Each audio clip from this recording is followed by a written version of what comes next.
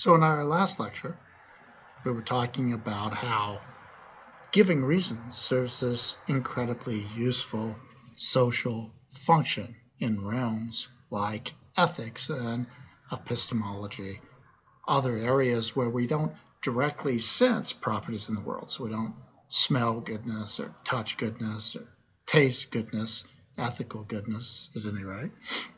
And we don't have devices to measure them. There's no good person detector. You can point at someone and determine that they're a good person.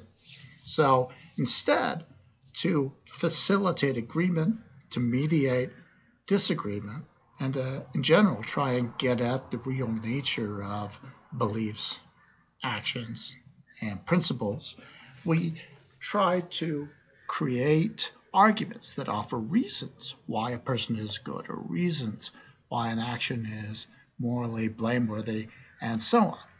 And so giving reasons provides us with this vehicle for getting at the ethical nature of actions and beliefs and principles. And it also provides us with this means of evaluating those reasons as to whether or not they are convincing or unconvincing, determinative or indeterminate with regard to the property that we're interested in.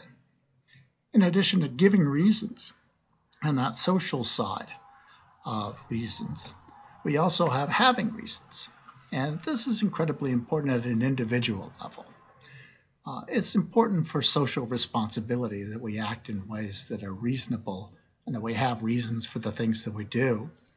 But it's also important for us as individuals to develop a habit of seeking principled reasons for our ethical beliefs, our actions, our choices.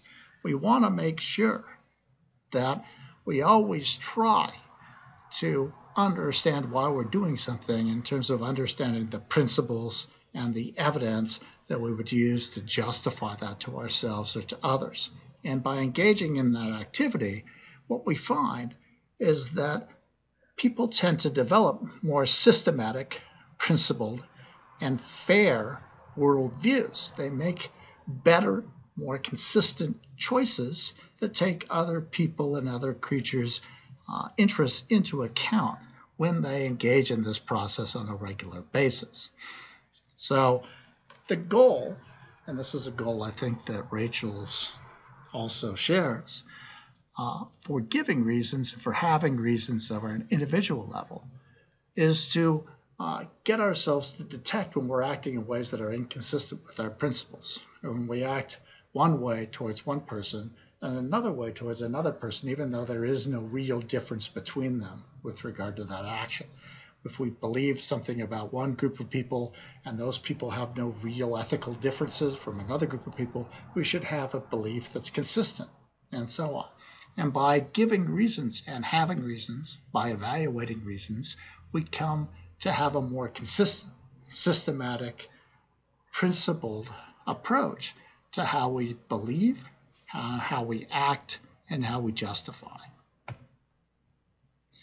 So arguments provide us with this vehicle, this structure for giving reasons and having reasons and evaluating reasons. And a crucial part of arguments are inferential claims. So we want to take a minute to go back and think about inferential claims.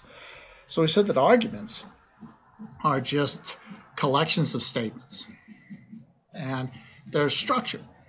There are statements that express the evidence, the premises, the shared assumptions that we're basing our model of an inference on, and there's the statement that expresses the conclusion, the thing that is supposed to be made more likely to be true or guaranteed to be true by the truth of the premises.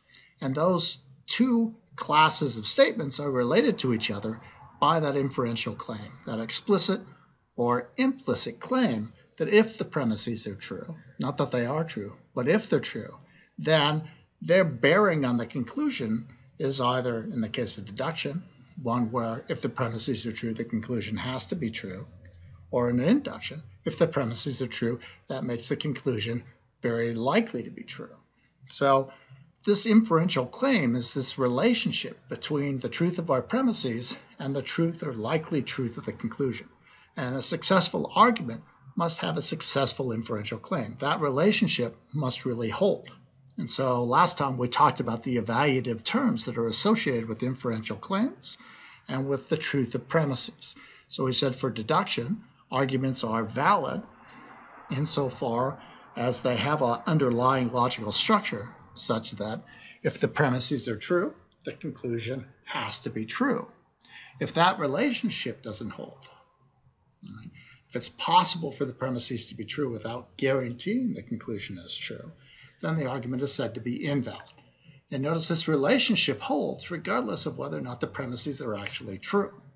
It's a relationship between the truth of the premises, if they're true, the contingent possibility of their truth, and the truth of the conclusion. So an argument can be valid even though all its premises are false. It'll be valid because if its premises were true, its conclusion has to be true.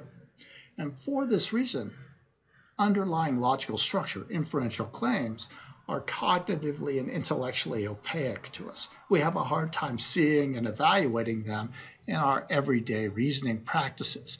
We tend to be driven primarily by the context in which we give reasons and evaluate reasons, and the content, the reasons and the things that we're thinking about when we're making inferences or offering up arguments. And the underlying logical structure is difficult for us to get a hold of, but it's there and important all the same. In the case of induction, right, that inferential claim says if the premises are true, then they render the conclusion highly probable, more likely to be true than it was before we had the premises, before we had the argument, or based on chance alone. So let's look at inferential claims and see how inferential claims work to make arguments good even when the content isn't good. So every argument is going to have two components to it. It's going to have its content, its premises and whether or not they're true, and it's going to have its logical form, its inferential claim, the underlying structural relationships between the content and the premises and the content and the conclusion. And an argument can have the same logical form but have different content. So two arguments can have the same logical form. They can make the same inferential claim on the basis of the same structural relationships between content without having the same content. And to illustrate this, I'll give you an example of two arguments that I used to give when I taught up in Canada. And when I taught in Canada, the first year I taught there was the year the United States beat the Canadians in the finals of the World Cup in hockey. And so the Canadians were wildly distraught about this.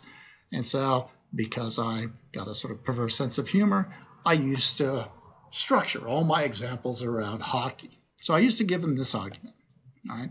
I used to say, look, France has a larger landmass than Canada. The country with a larger landmass has a better hockey team. Hence, France has a better hockey team than Canada. Now, the Canadians were upset.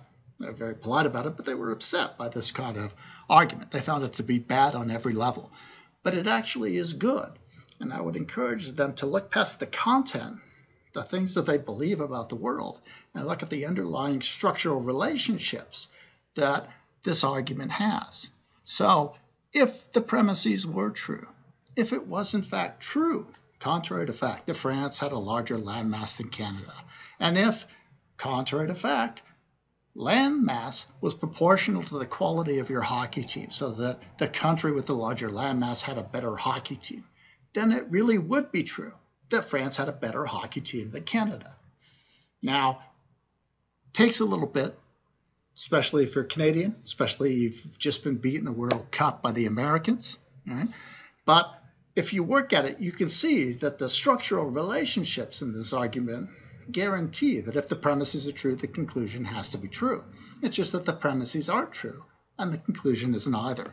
So the argument has bad content, but good logical form. And we can see how logical form works with content to create a good, successful deductive argument by changing the content, but preserving that underlying structural relationship.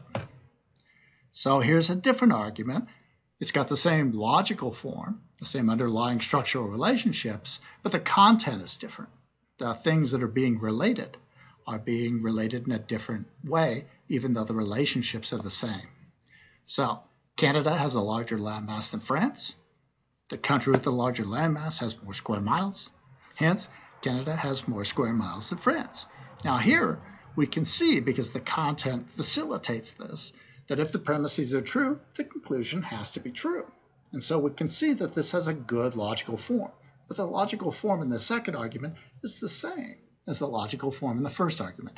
The content is different, the structural relationships are the same. And so that's how inferential claims, logical forms, work in arguments. Now with that in mind, let me check my time really quick, and we'll see how we're doing here. Okay, I'm going to stop, and in the next segment, I'll talk about how we can take advantage of these two components, content and logical form, to evaluate arguments, to determine whether or not an argument gives us a good reason to believe something, or whether it fails to give us a good reason to believe something.